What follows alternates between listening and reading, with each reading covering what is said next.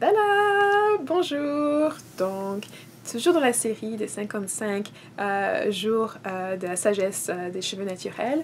Aujourd'hui, on va parler de la carte numéro 4 et elle dit apaise ta soif.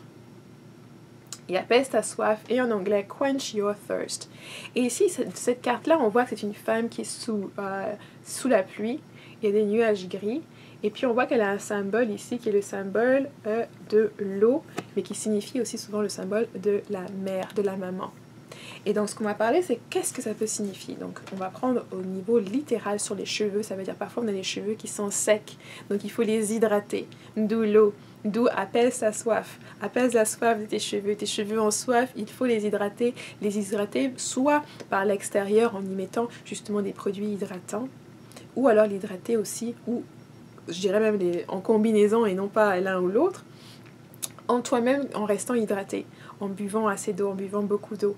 Et c'est encore même plus important en l'hiver parce qu'on a tendance à moins boire, on a tendance à oublier. Pendant l'été, lorsqu'il fait très chaud, on a plus tendance à avoir de l'eau avec nous tout le temps et à boire suffisamment, ou du moins à être rappelé à boire suffisamment. Alors que pendant l'hiver, on peut avoir tendance à oublier tout ça. Donc c'est aussi un rappel de dire que oui, il faut boire assez, il faut garder son corps bien hydraté. Et puis l'eau aussi, l'eau a un symbole par rapport aux émotions. Donc il s'agit là aussi de regarder tes cheveux en soif. En toi, l'eau que tu as en toi, si tu en as peu, quelles sont ces émotions-là qui sont en toi? Regarde ces émotions-là. Qu'est-ce qui a besoin de s'exprimer? Ou quelles sont les émotions que tu as besoin de faire attention? L'eau aussi, c'est aussi parfois, on peut avoir de l'extérieur. Donc souvent, on va avoir peur de mouiller ses cheveux ou de se mouiller. On va peut-être avoir un petit papier journal, courir sous la pluie pour ne pas se faire mouiller. Et d'avoir un peu cette peur, quelque part, de l'eau. Et pourquoi on a peur de l'eau? Qu'est-ce qui se passe quand les cheveux sont mouillés? Ils changent, ils se transforment, ils deviennent différents. Et ça peut être ça la peur qui est derrière. Quels changements vous font peur en ce moment? Peut-être qu'il y a des choses qui changent autour de vous, peut-être qu'il y a des nouvelles opportunités aussi, et tout ce changement-là vous fait peur. Donc cette carte qui parle aussi d'apaiser sa soif, ça peut être apaiser votre soif d'aventure, par exemple. Apaiser votre soif, votre curiosité de certaines choses. Apaiser vos envies. Apaiser peut-être les choses que vous aviez peut-être déjà recherchées de jour en jour, les choses que vous vouliez faire, vous n'avez jamais fait.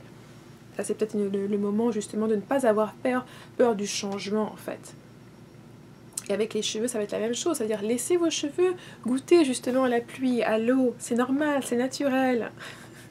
Faut le faire de temps en temps pour vraiment pouvoir apprécier aussi de cette symbiose avec la nature, de voir comment vos cheveux réagissent à l'eau qui tombe du ciel et qui s'égoutte et qui passe tout autour de chaque mèche, et de sentir cette eau sur son crâne, et de sentir cette eau s'écouler, et de faire un avec la nature. De toute façon, vos cheveux pourront toujours être séchés après, mais de ne pas vivre avec cette peur de ne pas être mouillé, de ne pas se jeter à l'eau quelque part.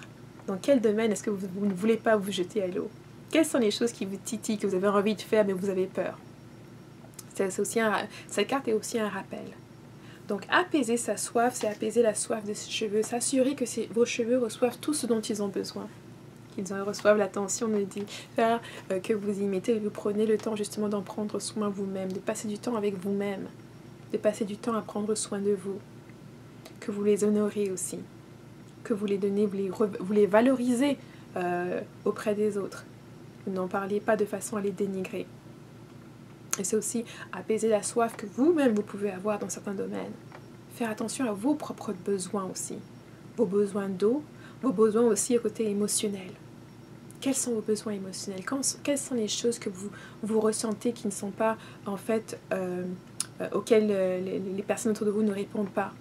Les choses où vous sentez les émotions ou les situations où vous vous sentez négligé, où vous sentez que vos émotions sont négligées. C'est peut-être le moment justement de faire face à ça et de communiquer cela à votre partenaire ou à la personne, à une personne qui attendait, qui pourrait vous aider.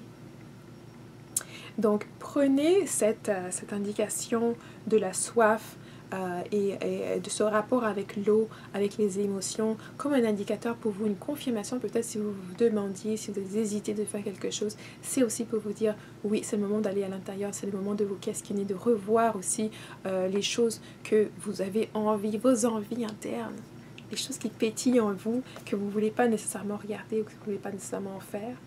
Ou alors justement de continuer à boire ce que vous buvez en ce moment qui vous permet de rester motivé, la nourriture mentale et spirituelle que vous avez déjà qui vous permet d'avancer aussi, qui apaise cette soif et qui vous rend plus fort. Donc merci, j'espère que vous avez apprécié ce petit bout. Bien sûr, si vous voulez acheter les cartes, elles sont disponibles maintenant sur Etsy. Et puis, c'était une petite discussion sur la carte numéro 4. Apaise ta soif.